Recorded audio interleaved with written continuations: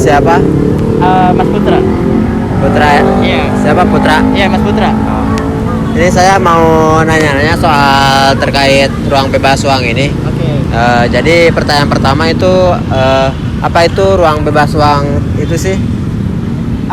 Sebenarnya ruang bebas uang Bekasi itu adalah salah satu jelmaan ruang alternatif, di mana kenapa kita bisa bilang alternatif, karena di ruang bebas uang ini adalah salah satu bentuk ruang yang bisa dijumpai oleh semua kawan-kawan yang merasakan keterasingan pada dunia modern hari ini. Jadi maksudnya apa keterasingan itu? Keterasingan yang dimana kita tidak saling mengenal ataupun kita tidak bisa saling membantu satu sama lain, karena ruang bebas uang ini hadir pun dari keresahan-keresahan kawan-kawan yang dimana keresahan-keresahan itu muncul dari segi realitas sosial yang sudah terbentuk, yang dimana realitas sosial itu terbentuk itu pada akhirnya mengedepankan soal kompetitif ataupun soal keterasingan yang ada pada setiap individunya gitu. Kalau ini boleh lanjut ke pertanyaan kedua ya? Boleh. Ini kapan dan di mana biasanya berkumpul RBU ini? Kalau untuk sekarang kita biasanya setiap hari Minggu kita kumpul di Gedung Morini di Simpang Kartini. Tepatnya kalau misalnya kawan-kawan tidak mengetahui detail lokasinya itu dekat sekali dengan Lotte Mart. Ya, dari Lotte Mart itu bisa lurus terus. Kalau untuk kita kumpulnya itu biasanya dari jam 4 sampai jam 10 atau sampai jam 11 lah gitu. Biasanya kita kumpul di sini. Itu hari Minggu, setiap weekend sih. Itu rutinnya setiap hari Minggu ya? Iya, rutinnya setiap hari Minggu. Dan ini bisa dibilang tempat ngelapak RBU ini bisa dibilang sentralnya kota nggak sih?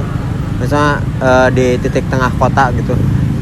Kalau secara teritorial di sini juga karena teritorialnya ini adalah wilayah Bekasi Kota ya, yang dimana ini pusatnya Bekasi, titik sentris juga, karena balik lagi ketika kita melihat satu kota dan dimana itu titik sentrisnya, di situ kita bisa melihat kota itu kondisi dan situasinya seperti apa gitu. Karena ini juga salah satu titik sentris kota Bekasi, karena memang ini masuk wilayah Bekasi Kota.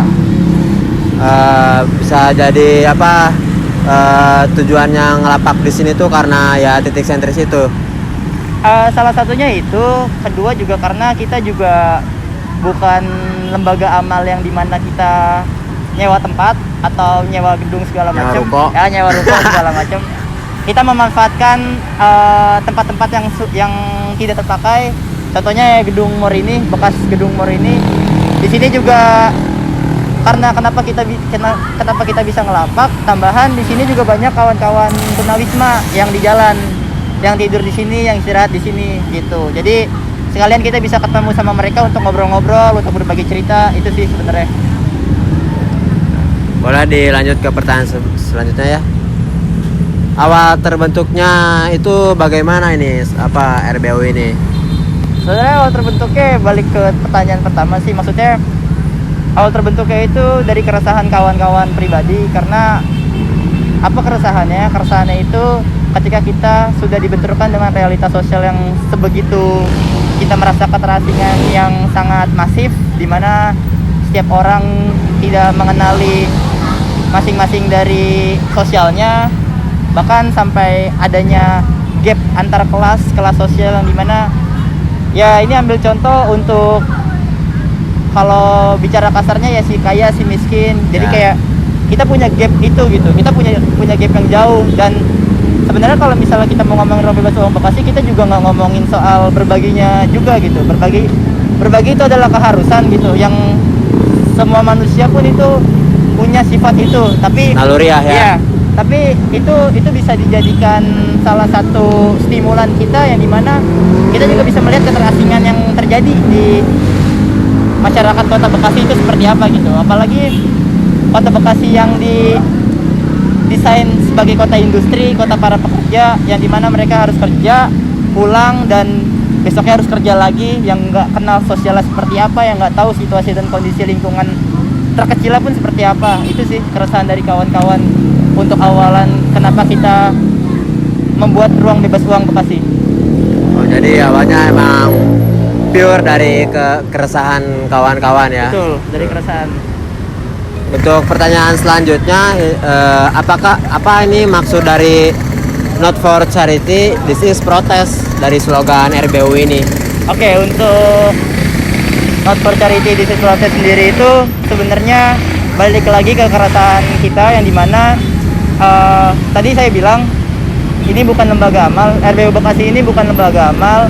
RBU Bekasi juga berbagi juga bukan semena-mena untuk kita tahu, berbagi itu ke setiap orang yang dimana kita sangat mengetahui orang itu butuhnya apa gitu. Karena Not for Charity, this is protest itu protesnya itu protes dalam hal-hal sosial, hal-hal seperti pendidikan, seperti hak-hak yang seharusnya setiap orang dapatkan.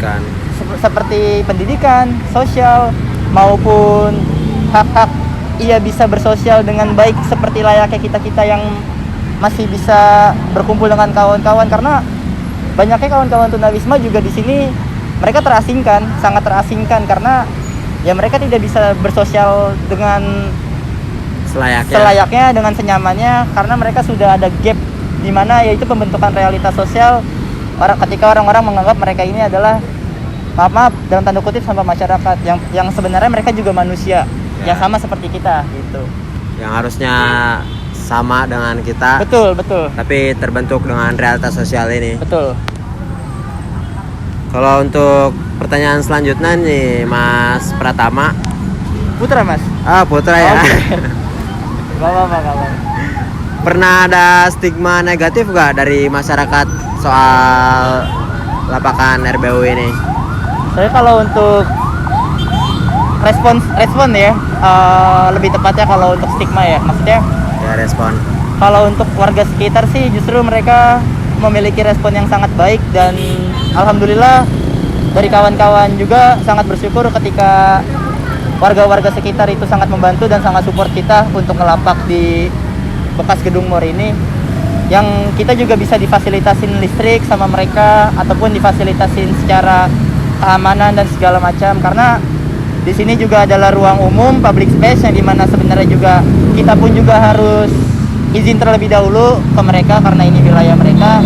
Jadi untuk stigma negatif untuk sejauh ini nggak ada sih, karena kita saling sama-sama mau kenal dan saling sama-sama support, bahkan sampai hal-hal ketika kita butuh bantuan yang dimana masyarakat sekitar membantu, itu udah jadi salah satu hal yang paling mewah lah untuk kita pribadi gitu ketika kita lapakan RBU ini sejauh ini. Alhamdulillah berarti ya, Alhamdulillah banget. Responnya baik banget. Bicara soal RBU ini ya, RBU ini terinspirasi dari siapa gitu atau dari apa gitu sampai kebentuk RBU ini di Bekasi khususnya? Oke, kalau terinspirasinya itu sebenarnya ruang bebas uang itu tidak hanya ada di Bekasi. Jadi di berbagai kota, beberapa kota ada, tapi dengan penamaan yang agak sedikit beda. Ada yang namanya pasar gratis, ada pun yang sama ruang bebas uang juga. Nah, dari setiap berbagai kota itu kita juga sering berkomunikasi sama kawan-kawan di kota lain gitu.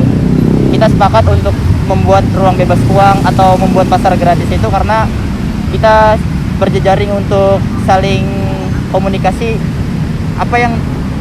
nama apa yang tepat untuk bisa kita pakai di berangkat dari keresahan kita gitu. Karena balik lagi makna dari ruang bebas uang Bekasi itu adalah ruang yang dimana setiap individu itu bisa kumpul, setiap individu itu nggak terkecuali gitu ya, nggak ada pengecualian untuk mereka bisa datang ke sini gitu dalam hal apapun, entah ingin bercerita, entah ingin berbagi atau entah ingin cuman nongkrong aja segala macam, itu sangat terbuka ruang bebas uang Bekasi gitu.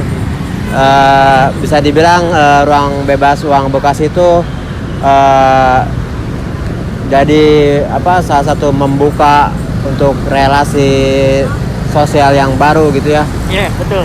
Karena di samping itu ketika kita ngelihat relasi sosial yang sudah terbentuk itu, pembentukannya pada akhirnya rasa keterasingan dari setiap individu lah yang nantinya kita dapatkan ketika mereka datang ke sini gitu. Jadi kita sama-sama membuka tangan, membuka telinga untuk mendengarkan berbagai cerita yang memang disampaikan oleh mereka, yang memang mereka alami, yang sama-sama kita alami atau yang mereka alami, itu bisa dituangin di sini gitu. Jadi ruang ini adalah ruang alternatif yang ya untuk mengobati rasa keterasingan dari kawan-kawan itu sendiri lah, dari setiap individu yang hidup di realitas modern pada saat ini. Ini sih. Kalau untuk ini sih sekian ya. Oke.